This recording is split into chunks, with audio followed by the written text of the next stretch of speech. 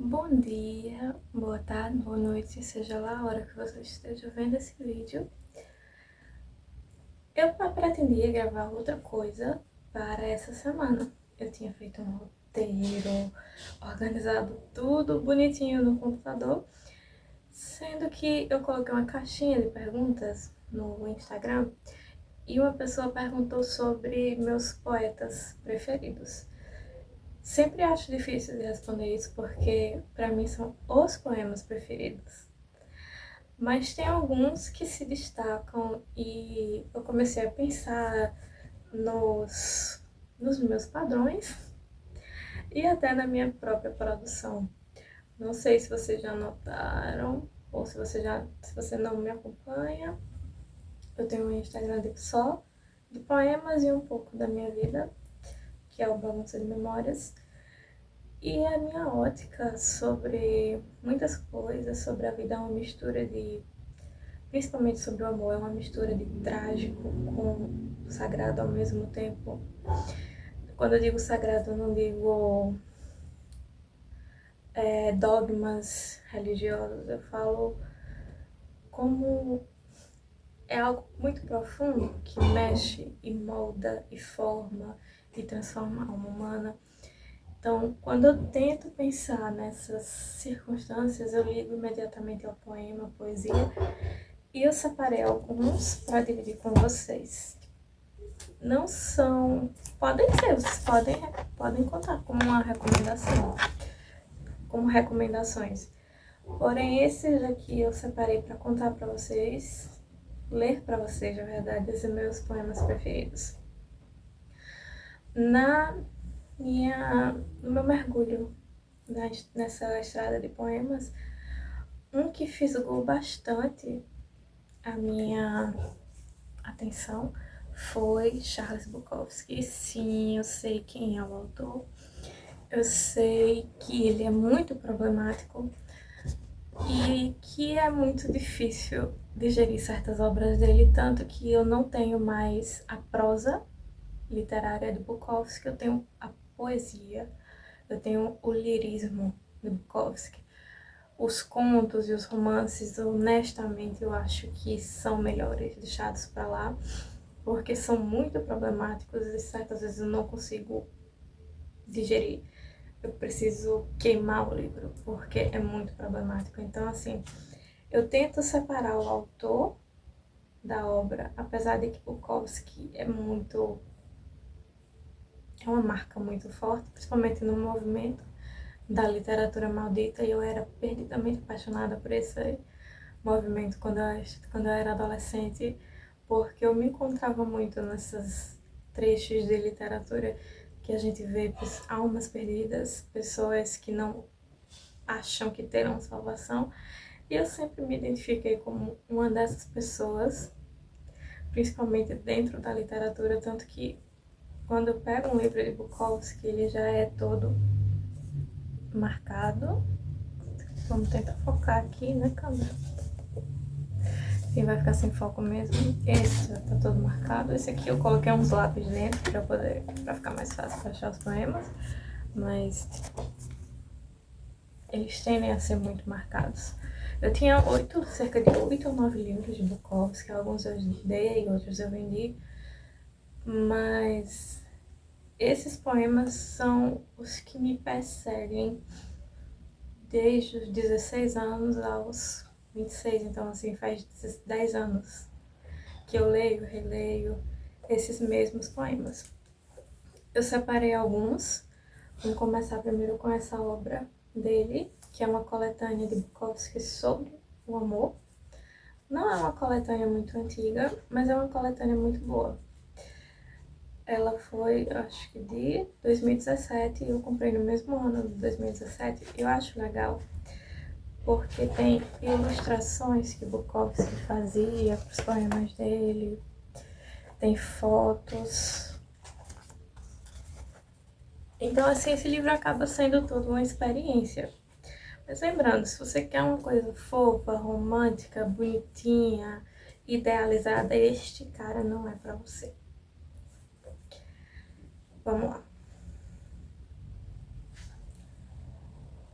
primeiro poema que eu marquei pra vocês, gente, como eu marco muito aqui, eu decidi dobrar a página embaixo pra ficar mais fácil na hora do vídeo, e acabou que não ficou mais fácil na hora do vídeo.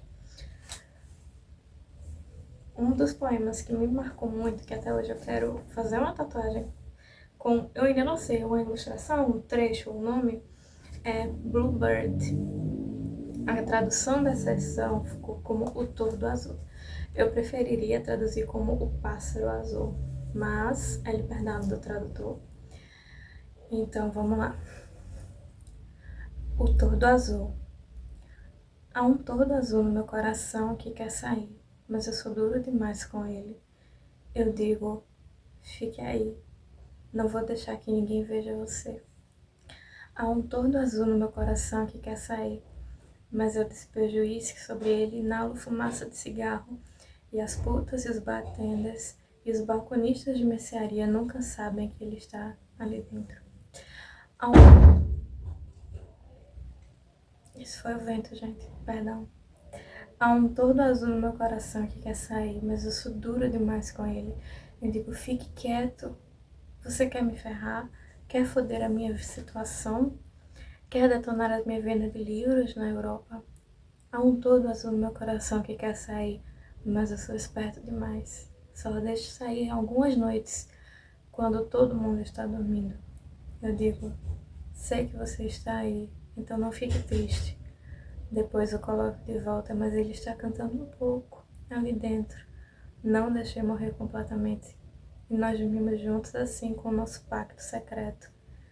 E é bom bastante para fazer um homem chorar, mas eu não choro. E você? Então, eu não sei o que dizer sobre esse poema, mas só esse final. Eu não choro. Eu não choro. Você chora? O outro que eu separei nesse livro foi que ele fez para a ex-esposa dele. E tem até uma foto deles dois juntos. Eu acho esse poema muito lindo. O nome dele é Confissões. Esperando pela morte, como um gato que vai pular na cama, lamento muitíssimo pela minha esposa. Ela vai ver este corpo rijo e branco, vai sacudi-lo uma vez, então talvez de novo. Hank! Hank não vai responder. Não é a minha morte que me preocupa. É a minha esposa deixada sozinha com este monte de nada. Eu quero que ela saiba, no entanto, que todas as noites dormindo ao seu lado, e mesmo as inúteis discussões foram coisas totalmente esplêndidas, e as palavras duras que sempre tem me dizer podem agora ser ditas. Eu te amo. E aqui uma foto dos dois. Eu tenho muito problema para dizer essas palavras eu te amo. Eu não sei se vocês são assim. Mas a primeira vez que eu disse eu te amo, eu não disse com as palavras exatas. Foi um ex-namorado meu. Ele planejou esse momento, ele percebeu que me amava numa aula de linguística, quando a gente estava junto na faculdade. E a gente tinha que decifrar, tipo, traduzir as palavras de Swahili para português. E ele começou a fazer, tipo, várias conexõezinhas com as palavras em Swahili para formar Eu Te Amo. E me deu esse quebra-cabeça. E quando eu terminei de ler, disse, bom, tá. Era Eu Te Amo, olhei pra ele, ele falou. E eu consegui dizer o sentimento é recíproco, como um robô. Porque eu acho essas palavras mais difíceis de dizer. Eu tenho uma lista de palavras que eu acho muito difícil de dizer. E Eu Te Amo está em primeiro lugar. Desculpa. Também. Por incrível que pareça, eu acho difícil dizer obrigada. Eu posso dizer obrigada, mas obrigada é difícil. Enfim, eu acho que são palavras que deixam a gente em situações muito vulneráveis e que mexem com o ego da gente e acabam sendo difíceis de ser ditas. Eventualmente eu disse eu te amo pra ele muitas e muitas e muitas e muitas vezes, mas foi toda uma jornada. Enfim, esse livro é muito bom, eu recomendo muito pra vocês. Eu acho que o preço dele é bem acessível, não deve passar de R$40. E ele ele vale a pena ser lido. Se você gosta do mundo cor-de-rosa do amor e você quer ver o outro lado, e se você já mora no outro lado como eu, esse aqui é maravilhoso. O outro livro de Bukowski que eu separei, é bem engraçada a forma que eu comprei esse livro, é O Amor é um Cão dos Diabos.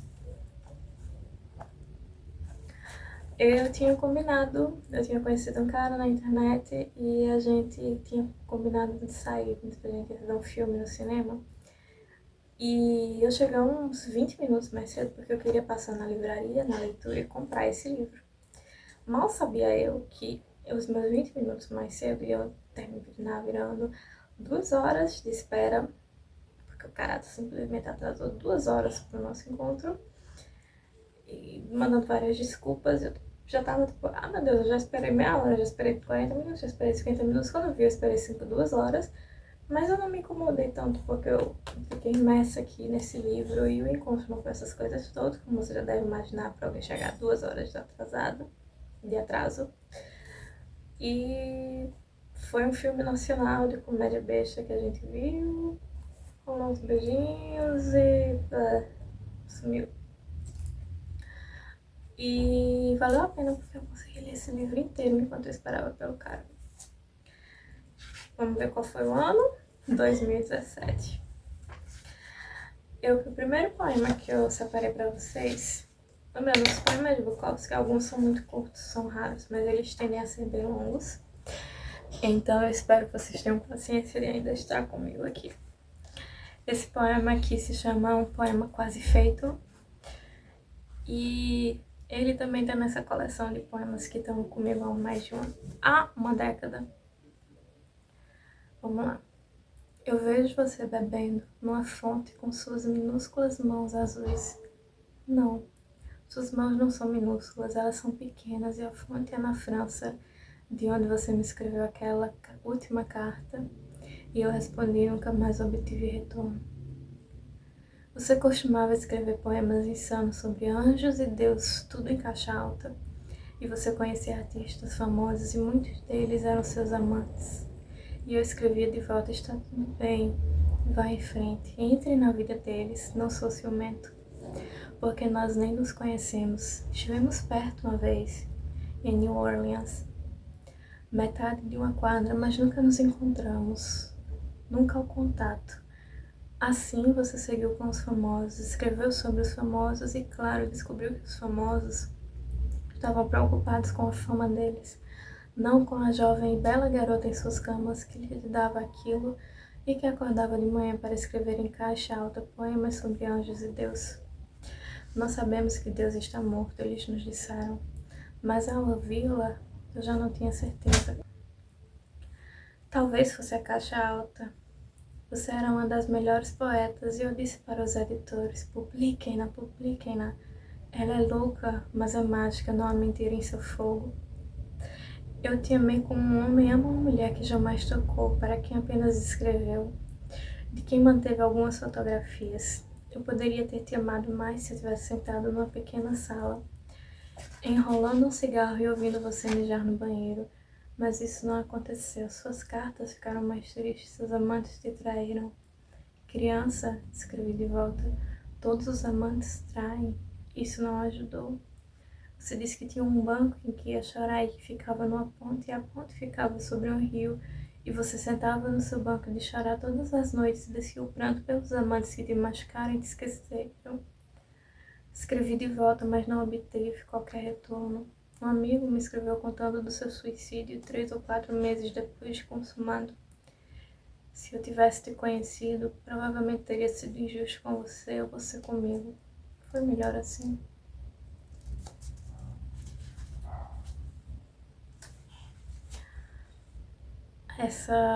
Esse verso que ele coloca, ela é louca, mas é mágica, não há mentira em seu fogo, é um dos que mais...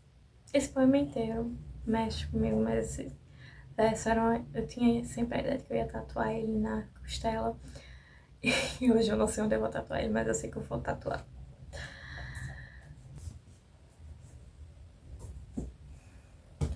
Agora vamos sair de Bukowski a gente parar.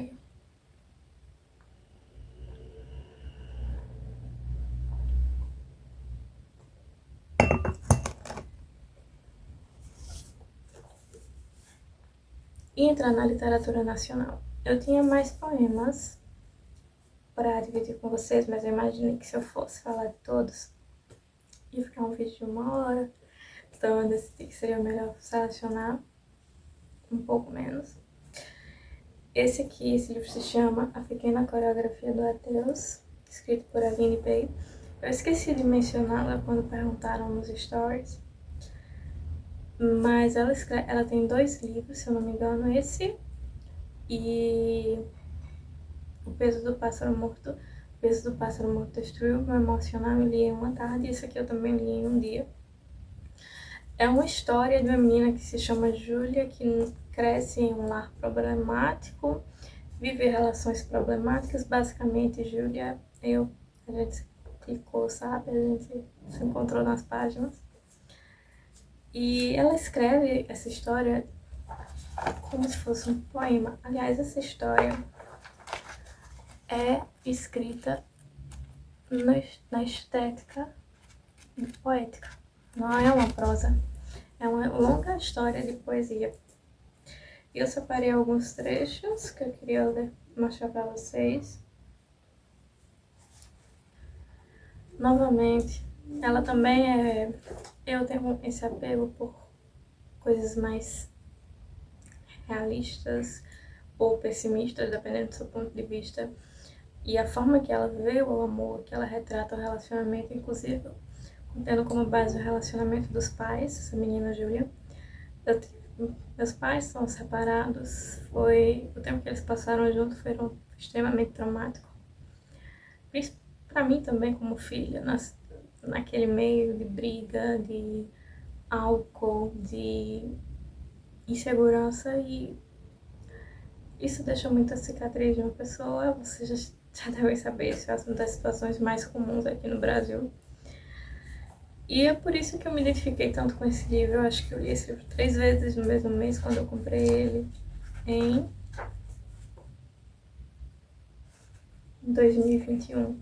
Eu lembro que eu dei pra uma amiga que também vinha de lá problemático, e eu queria sair comprando esse livro e dando pra todo mundo que eu conhecia que vinha também de lares problemáticos, porque a gente vai se encontrar aqui. Se você vem de um lar problemático, eu recomendo muito que adquira esse livro. O primeiro trecho que eu marquei, e tá marcado 2 vezes pelo marca-texto no lado que vocês não estão vendo, e pelo pêssego do post-it, é o seguinte: aos poucos fui percebendo que nenhuma relação que eu estabelecesse no futuro viria sem esta conta da quebra da inocência. Quando as pessoas se casam, elas não ficam juntas para todo sempre, então não há segurança com nada e com ninguém. Ao longo dos anos e por trás de cada relação que eu estabelecesse, me assombrava a certeza de que as pessoas se abandonam. Muitas nem se amam, se casam por medo da solidão e têm filhos pelos mesmos motivos. São dos motivos pelos quais eu não quero ser mãe.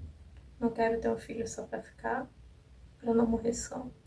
Não acho que seja um bom motivo você ter um filho com alguém só para não morrer só, e para ter alguém sempre cuidando de você como se fosse uma dívida.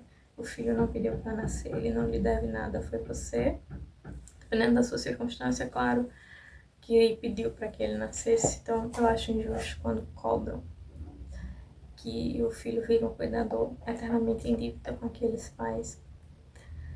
E quando você vem de família inteira divorciada assim, você vê que o amor tem prazo de validade.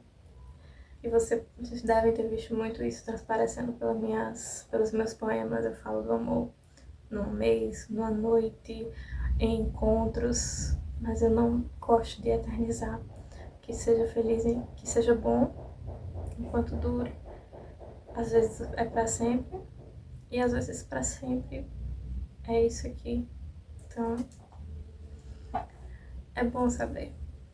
E foi reconfortante ver que eu não era a única pensando dessa maneira tão trágica, realista, depende do seu ponto de vista. Outro trecho que eu marquei foi esse aqui. Uma conversa em família nunca foi possível, não na minha casa. Lá somos 3 solitários irreversíveis, gravemente feridos da guerra que travávamos contra nós. Ainda que meu pai não more mais com a gente, seu fantasma está por toda parte, flana pelos corredores. Somos ruína e pó. Nosso jeito de conversar, diretora, é nos machucando. Não por mal, não somos maus, somos tristes. E é isso que fazemos com a nossa solidão. Então, meu pai saiu de casa e mesmo assim, até hoje, dá pra encontrar os fantasmas dele em vários lugares. Eu não gosto de falar sobre o meu relacionamento com ele, mas é muito problemático. Digamos que tem aproximadamente 13 anos de ausências, por um bom motivo. E vamos lá. O outro que eu marquei pra mostrar pra vocês é: a verdade é que eu nunca pensei em chegar tão longe dentro de um corpo como o meu, que era dor, e se encolher pelos cantos. Eu era o lugar onde as pessoas depositavam as suas variações de tristeza e raiva, sem medo algum de depositar, já que eu aparentava mais pura fragilidade, o rosto coberto pelo espanto de existir. Se por acaso eu reagisse, não reagiria muito, pelo menos não por muito tempo. Esse era o juízo que as pessoas faziam de mim. Mesmo depois dos socos, elas diziam que eu estava passando por uma fase difícil. Ninguém me levava muito a sério. Eu era controlável, contornável. Será que eu poderia dançar esse engano? E eu fui essa pessoa, e às vezes eu continuo sendo essa pessoa que levava saco de pancadas, metafórico, no meu caso. Então, quando chega a adolescência, a gente começa a querer chegar naquela fase rebelde e se impor. E obviamente ela não foi muito bem recebida. Mas até hoje eu tenho esse problema de me impor, e quando chega um ponto de explosão, de raiva, é um ponto de ruptura. Eu posso contar nos dedos as vezes que eu me posicionei. Então, eu me identifiquei muito com isso. E esse aqui é a minha explicação porque eu não gosto do Natal. O Natal era a data mais triste que o ano poderia me trazer, e trazia com as suas ondas os destroços que a todo custo tento lançar ao longe, e quando menos espero eles estão de volta aos pés da minha praia. No meu livro tem um poema falando sobre o Natal. Vocês provavelmente, quando vocês lerem meu livro, que vai sair esse ano, se Deus quiser, vocês vão lembrar desse livro e desse trecho falando sobre o Natal. Esse aqui eu não marquei nenhum poema pra ler pra vocês, eu só queria mencionar. O nome dele é Os 100 Melhores Poemas Brasileiros do Século. É uma coletânea e ele é dividido nas fases do modernismo, com uma pequena explicação dessa fase, da influência. Eu amo esse livro porque, se você não sabe por onde começar na literatura nacional, ele te dá um bom guia, pelo menos das coisas mais recentes. E tem muitas marcações. E eu amo esse livro, ele sempre me ajuda nas aulas de literatura. Quando eu chego no modernismo, eu tô com esse livro aqui, carregando ele comigo. E tem poemas que são completamente cheios de anotações, porque eu preparo as aulas com ele e eu empresto esses livros para os alunos, e os alunos conhecem uma parte minha e eles ficam encantados porque tem essa pequena brecha para conhecer a pessoa por trás do professor. Porque quando a gente demarca os poemas dessa forma é porque tem um bom motivo para isso. Aqui eu chamo um exemplo de como ficam os poemas quando tenho que dar aula sobre eles. Enfim, se você quer conhecer poemas da nossa querida nação, eu acho que isso é uma boa recomendação. Falar em autores nacionais, eu resolvi trazer para vocês também um poema que está no meu livro, que ainda vai ser lançado, mas que ele não aparece no Instagram. Meu livro vai ser uma coletânea de poemas que refletem quem é a bagunça de memórias. E não é uma coletânea específica de tudo que eu postei no Instagram. Alguns sim, mas muitos foram feitos, escritos à parte, só com essa finalidade de estar presente no livro. E um deles é um dos que eu escrevi, que é um dos meus preferidos, que eu olhei assim, nossa, claro que eu não escrevi isso. Eu não escrevi isso. Se chama Os Anjos Fugiram do Céu e Andam Entre Nós. Quando eu escrevi, eu pensei no sentido de esperança, mas as pessoas que já leram ele veem como uma pessoa perdida, desesperançada. Então, né, da interpretação, você nunca pode tentar achar o que o autor quer dizer, porque você vai estar sempre influenciado pelo que você quer ler e entender daquilo. Algumas vezes, eu sinto que não fui feita para este mundo. Me falta a maldade inata que move tantos humanos por aí. Alguns dias sinto-me como um anjo que teve as asas podadas e que mergulha em queda livre por entre nuvens intermináveis. Por que o céu parece eterno e a terra tão passageira quanto seus grãos correm por entre nossos dedos? Alguns dias parece que tenho uma missão que nem sempre consigo desvendar. Só desejo ajudar e voar, mas me roubaram as asas. Como posso te ajudar a saltar nuvens, se me arrancaram as penas que lutam para crescer? Às vezes, acredito que a bondade e a gentileza são traços inatos. Mas o que deve ter acontecido com aqueles que têm um coração tão enferrujado que as teias de aranha não se desfazem ante as batidas espaçadas? Como se enferruja um coração? O oceano nunca o tocou, pois nem o sal dessa água tem a capacidade de prender em vez de libertar. Alguns dias quero roubar as penas que dançam pelo chão de concreto e costurar um par de asas, mas será que os pontos da linha conseguiriam se manter intactos perante as bicadas desesperadas dos abutres que perambulam entre nós? Poderiam eles esperar meu reencontro com a Mãe Terra antes de despedaçarem minha carne? Alguns dias eu sonho em voar tanto quanto voei naquela breve juventude roubada. Vou-me embora para passar, recolherei todas as penas, escalarei montanhas, não vou deixar meu corpo virar ferro. As correntes me puxam, mas os anjos têm asas para voar. Nunca deixe teu brilho apagar, nunca se sabe se tu és a estrela guia de outras constelações. É isso. Tá aqui no meu Kindle. Enfim. Eu preciso aumentar meu arsenal poético. Se você tem recomendações de bons livros de poema, indica aí nos comentários. Tem muita ideia de vídeo saindo por aqui. Eu tô com um cronograma, tudo organizado. E se vocês quiserem ver mais vídeos de poema, de recomendações, se vocês quiserem, é só colocar aqui nos comentários. Estamos aqui abertos a sugestões. Espero que vocês tenham gostado. Se vocês tiverem achado esse conteúdo legal, dá um like, compartilha, se inscreve. Eu tô sempre aqui tentando postar toda semana. Apesar das vezes o ritmo da vida não permitir, eu tento. E também tem os shorts que eu coloquei trechos e trends e pedacinhos de rotina.